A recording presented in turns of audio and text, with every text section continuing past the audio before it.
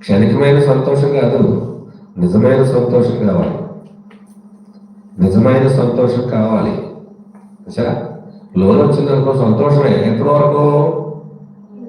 వరకు మా చేతిలో డబ్బులు ఉన్నంత వరకే. డబ్బులు అయిపోతే మళ్ళీ సంతోషం కాస్త వెళ్ళిపోద్ది. పంట పండింది సంతోషం ఎప్పటి వరకు? చూసారా, మళ్ళీ పంట వేసి పెట్టుకునేది ఈ లోపు వరకు.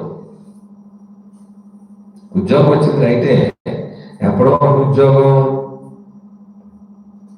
చూసారా, ఎప్పటి వరకు ఉద్యోగం అంటే దగ్గరలో ఎత్తే బాగుండు. అది ఏంటంటే అంత దూరాన్ని వేసారు ఉద్యోగం. అది మన రామశంకరం వెళ్తే అక్కడ ఒక తెలిసిన వాళ్ళు ఉన్నారు, మీ అబ్బాయి ఉద్యోగం చేస్తున్నాడంట కదండి అంటే, చేస్తున్నాడంటే ఇప్పుడు 4 సంవత్సరాలు చేశాడు, అక్కడ వాటర్ అది పడక హెల్త్ తేడా వచ్చి మానేశాడు.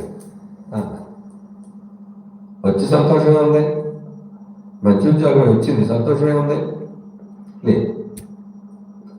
ఆరోగ్యం పాడైపోయేలాగా ఉందని ఉద్యోగమే మానేశాడు కొన్నాడు. ఏది సంతోషం? కానీ సంతోషం దొరికే ప్లేస్లు ఉన్నాయి.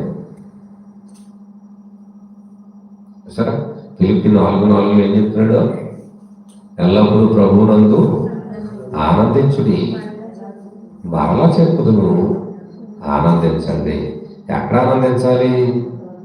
ప్రభువులో ఆనందించాలి, లోకంలో కాదు. లోకంలో ఉండే ఆనందం అంతా కొంతవరకే. దేవుళ్ళ ఆనందం పరిపూర్ణ